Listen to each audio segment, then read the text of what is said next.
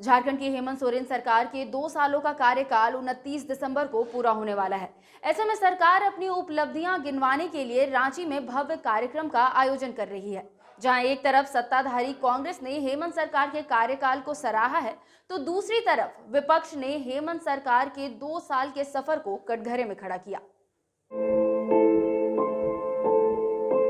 वर्ष 2019 में बम्पर जीत के साथ राज्य में गठबंधन सरकार की नींव पड़ी, लेकिन कुछ समय के बाद ही कोरोना महामारी ने दस्तक दी और देश भर में लगे लॉकडाउन की वजह से अर्थव्यवस्था को भी काफी नुकसान पहुंचा, जिससे झारखंड भी काफी प्रभावित हुआ। गठबंधन सरकार ने अपने चुनावी वादे में बेरोजगार को रोजगार और भत्ता देने की बात की थी। उस चुनावी वादों की वादा खिलाफी का आरोप लगाकर अब विपक्ष सरकार को घेर रही है। हालांकि उद्योगपति सरकार के 2 साल के काम की सराहना तो करते हैं, लेकिन व्यवस्था से खुश नहीं है। देखिए, 2 साल तो पूरा विफलताओं भरा है, क्योंकि सरकार ने जो वादे किए थे उसको पूरा नहीं कर पाई। और इस राज्य की जो लोगों की अपेक्षा थी कि सत्ता परिवर्तन के बाद झारखंड मुक्ति मोर्चा और अलायंस को जो इतना बहुमत दिया गया था, तो लोगों को और खासकर युवाओं को अपेक्षा थी कि सरकार ने जो वायदा किया कि 5 लाख नौकरियां देंगे तो वो मिलेगा, लेकिन सरकार वो भी नहीं कर पाई। आपने वायदा किया कि नहीं, हम लोगों जो बेरोजगार युवा हैं, जो पोस्ट ग्रेजुएट हैं, उनको 7,500, जो ग्रेजुएट हैं उनको 5,000 देंगे बेरोजगारी भत्ता, वो भी नहीं दिया आपने। जो आपका आप कह सकते हैं कि झारखंड मुक्ति मोर्चा की पहचान होती है कि स्थानीयता को परिभाषित करने की वो बार बार डिमांड करते हैं, वो भी नहीं कर पाए। नियोजन नीति तय नहीं कर पाया। उसके अलावे आपने देखा हो कि जिस तरह से अपराध बढ़े राज्य के अंदर, ये ऑफिशियल डेटा है, सरकार ने सदन में सारी चीज़ों को कहा कि 3200 से ज़्यादा रेप की घटनाएं हुई और 3,500 करीब आपराधिक वारदात हुए। तो आप समझ सकते हैं कि राज्य किस तरफ जा रहा है। सरकार के कल 2 साल पूरे हो रहे हैं।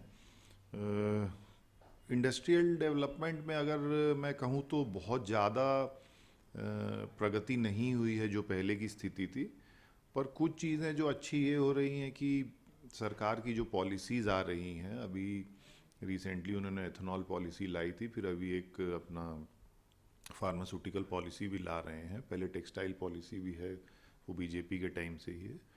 तो पॉलिसीज़ बहुत अच्छी बना रहे हैं, बहुत ही ल्यूक्रेटिव पॉलिसीज़ बना रहे हैं, जो पूरे देश के मुकाबले एक बहुत अच्छी पॉलिसीज़ आ रही हैं। पर उनका क्रियान्वयन जो है, ग्राउंड लेवल पे जो उनका इम्प्लीमेंटेशन है, वो कहीं दिखता नहीं है, या उसमें इच्छा शक्ति अभी नहीं दिख रही है कि वो कैसे उन पॉलिसीज़ का फ़ायदा हमारे स्टेट के लोगों को और या जनता को, जनरल जो काम करने वाले लोग हैं या जो इंडस्ट्रियलिस्ट हैं, उनको कैसे मिलेगा।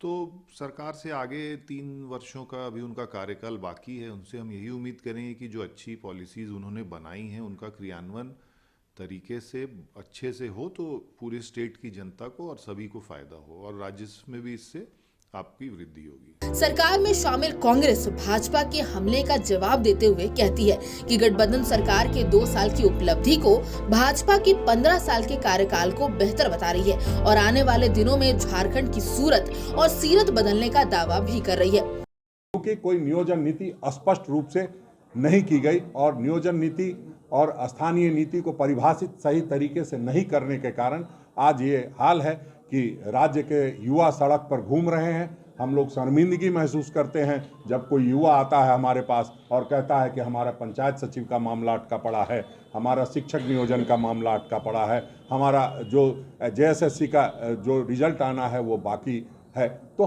कहीं ना कहीं ये पिछली राज्य सरकार के जो नाकामियों की वजह से, या यूँ कहिए कि बिल्कुल यहाँ के लोगों के साथ खराब करने वाला काम किया, तो वो यहाँ की भारतीय जनता पार्टी की सरकार ने किया था, उसको हम सुधारने का काम कर रहे हैं। हम समझते हैं कि बहुत जल्द जो मुख्यमंत्री जी ने कहा है कि युवाओं के लिए रोजगार का रास्ता खोला जा रहा है, तो निश्चित रूप से खुलेगा।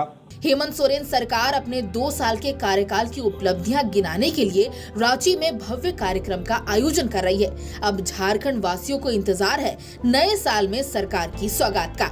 समाचार प्लस के लिए रांची से संजीव सिन्हा की रिपोर्ट।